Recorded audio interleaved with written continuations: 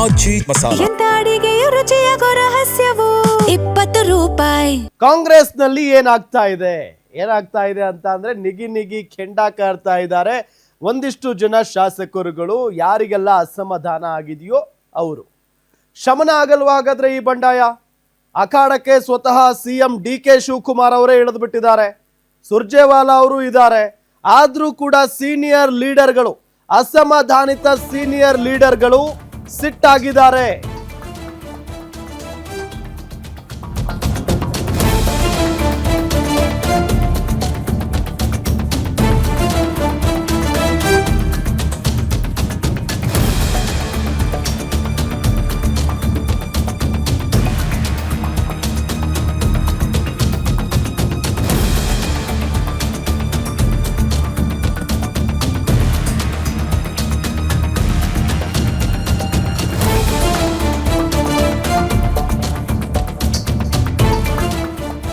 Seniors ಸಿಟ್ಟಾಗಿದ್ದಾರೆ. Seniors ಶಾಸಕರ ಭೇಟಿ ಮಾಡ್ತಾ ಇದ್ದಾರೆ ಸಿಎಂ ಮತ್ತು ಸುರ್ಜೇವಾಲಾ. ಆದ್ರೂ ಕೂಡ ಕೂಲ್ ಆಗ್ತಾ ಇಲ್ಲ ಅಸಮಾಧಾನಿತರು. ಕಾರಣ ಹೇಳದೆ ಸೀನಿಯರ್ಸ್ಗೆ ಕೋಕ್ ಕೊಡ್ತಾ ಹೈಕಮಾಂಡ್. ಸೀನಿಯರ್ಸ್ ಶಾಸಕರು ಹೈಕಮಾಂಡ್ಗೆ ಕೇಳ್ತಾ ಇರೋದೇನು ಹಾಗಾದ್ರೆ? ಕಾಂಗ್ರೆಸ್ ಪೊಲಿಟಿಕ್ಸ್ ನಲ್ಲಿ ಶುರುವಾಗಿದೆಯಾ ಹೊಸ ಪದ್ಧತಿ? ಗ್ಯಾರಂಟಿ ನ್ಯೂಸ್ ನಲ್ಲಿ ಕ್ಯಾಬಿನೆಟ್ ಕಿಚ್ಚನ ಇನ್ಸೈಡ್ ಸುದ್ದಿ.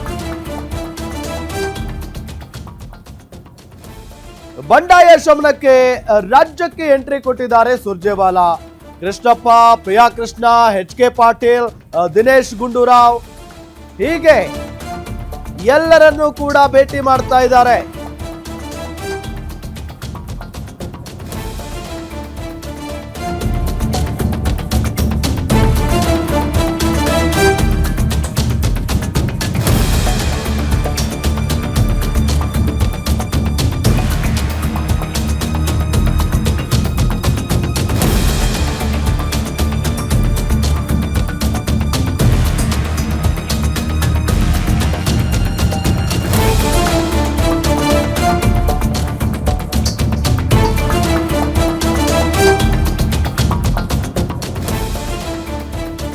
ಇದೇ ರೀತಿ ಆದ್ರೆ ರಾಜ್ಯದಲ್ಲಿ ಎಲೆಕ್ಷನ್ ಎದುರಿಸೋದು ಸುಲಭ ಆಗುತ್ತಾ? ಮೊದಲು ಆಗಿರುವ ತಪ್ಪು ಸರಿಪಡಿಸಿ ಅಂತ ಎಚ್.ಕೆ. ಪಾಟೀಲ್ ಹೇಳಿದ್ದಾರೆ.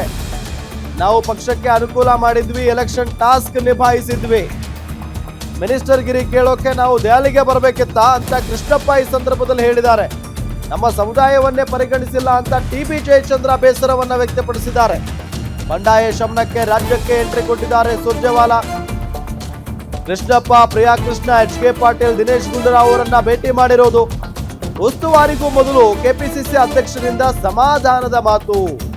ನೋಡಿ, ಸುರ್ಜೇವಾಲಾ ಮುಂದೆಯೇ ಅಸಮಾಧಾನವನ್ನ ಹೊರಹಾಕಿದ್ದಾರೆ ಸೀನಿಯರ್ ಲೀಡರ್ಗಳು. ಸುರ್ಜೇವಾಲಾ ಮತ್ತು ಸಿಎಂ ಡಿ.ಕೆ. ಶಿವಕುಮಾರ್ ಹೋಗೋದಕ್ಕಿಂತ ಮುಂಚೆ ಯಾರೆಲ್ಲ ಅಸಮಾಧಾನಿತರಿದ್ದಾರೋ ಅವರ ಮನೆಗಳಿಗೆ ಭೇಟಿ ಕೊಡ್ತಾ ಇರೋದು ಕೆಪಿಸಿಸಿ ಅಧ್ಯಕ್ಷ. ಕೆಪಿಸಿಸಿ ಅಧ್ಯಕ್ಷರು ಹೋಗ್ತಾ ಇದ್ದಾರೆ. ಅವರು ಹೋದ ನಂತರ ಸುರ್ಜೇವಾಲಾ ಮತ್ತು ಸಿಎಂ ಡಿ.ಕೆ. ಶಿವಕುಮಾರ್ ಅವರು ಹೋಗ್ತಾ ಇದ್ದಾರೆ. ಎಚ್.ಕೆ. ಪಾಟೀಲ್ ಬಹಳ ಸೀನಿಯರ್ ಲೀಡರ್. ಮೇ ಬಿ ಇದು ಕೊನೆ ಚುನಾವಣೆ ಆಗಬಹುದು. ಈ ಬಾರಿ ನನಗೆ ಅವಕಾಶ ಕೊಡಿ ಅಂತ ಕೇಳಿದ್ರಂತೆ ಎಚ್.ಕೆ. ಪಾಟೀಲ್. ಬಟ್ ಅವರನ್ನ ಪರಿಗಣಿಸಿಯೇ ಇಲ್ಲ. ಅದು ಅವರಿಗೆ ಬಹಳ ಹರ್ಟ್ ಆಗಿಬಿಟ್ಟಿದೆ. ಜೊತೆಗೆ ಅವರನ್ನ ಇಗ್ನೋರ್ ಮಾಡೋದಕ್ಕೆ ಕಾರಣ ಏನು ಅದನ್ನ ಅವ್ರು ಕೇಳ್ತಾ ಇರೋದು. ಅದಾದ ನಂತರ ಎಂ ಕೃಷ್ಣಪ್ಪ